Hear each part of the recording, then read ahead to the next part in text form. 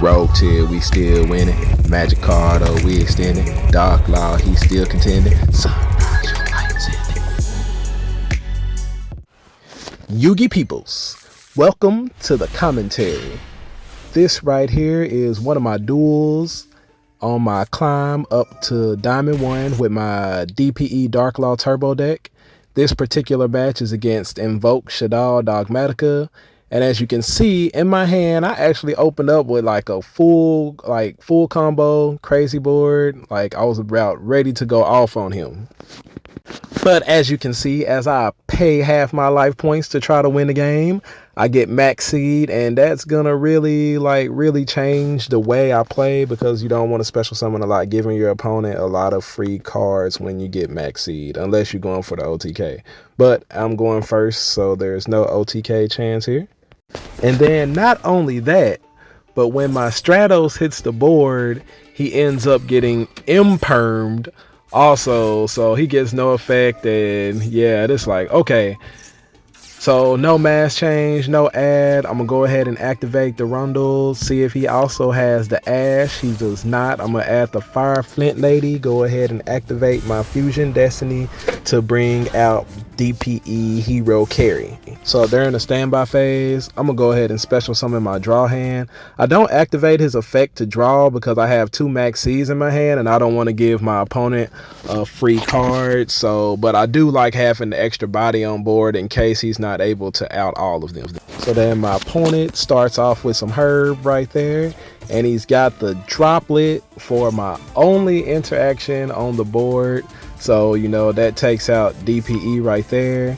And then, of course, you know, we see he's playing Invoke Shaddoll Dogmatica stuff. Before he can summon the Ecclesia, I try to activate Max C, and he's just going to end up going Alistair into Mechaba. This really sucks because now I know that when I activate my DPE effect, that my DPE is going to get banished.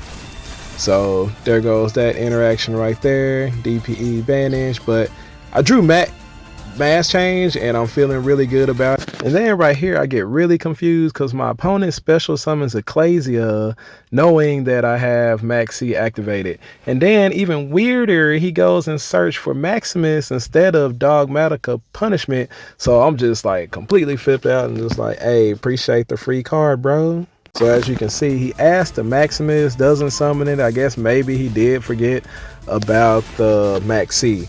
He sets 1 back row, which I assume is Dogmatica Punishment. So what I'm going to do right here is Dark Law. Since my opponent cannot send cards to the graveyard, he actually shuts off both Mechaba and the Dogmatica Punishment. So my first step here is to go ahead and activate Mass Change. And now with Dark Law on the board, Mechaba cannot discard to negate anything.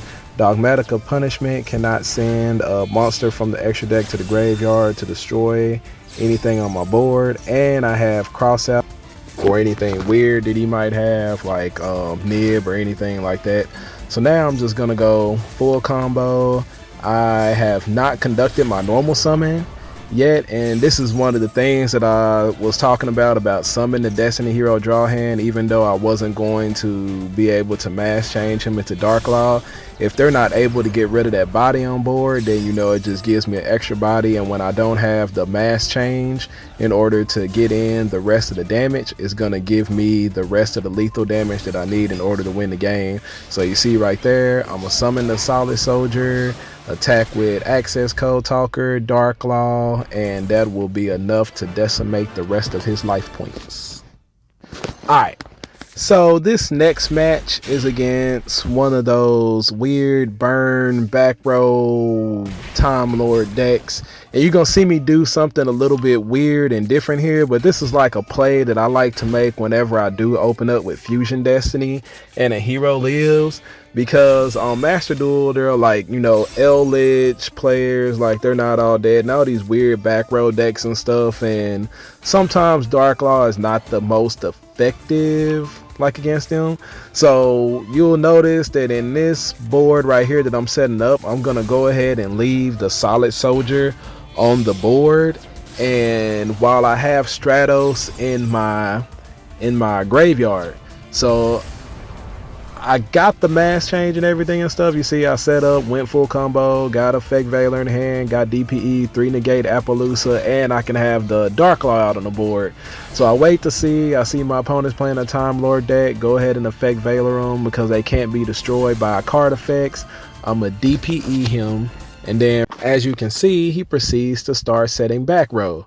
So now I'm like, okay, this is why I saved a Solid Soldier on board, because now I'm gonna mass change my Solid Soldier, which is gonna special summon DN, but it's gonna trigger the Solid Soldier's effect to special summon my Stratos, and since I have two other heroes on board, I'm able to pop 2 back rows. So, you know, that's something to kind of keep in mind when you're playing Master Duel, because there are those back row decks on here, and you know, unless they do something that really forces you into activating the mass change, I mean, well, not necessarily forcing you, but something provokes you to go mass change the draw hand, then you know it's nothing wrong with just waiting for it to happen.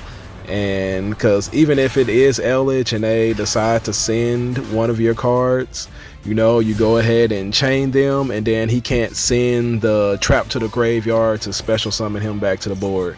So then pretty much after that, you know, minus the 2 back row, I have Imperm, I have DPE, Baguska, and I'm just going to proceed to win the match pretty easily from here.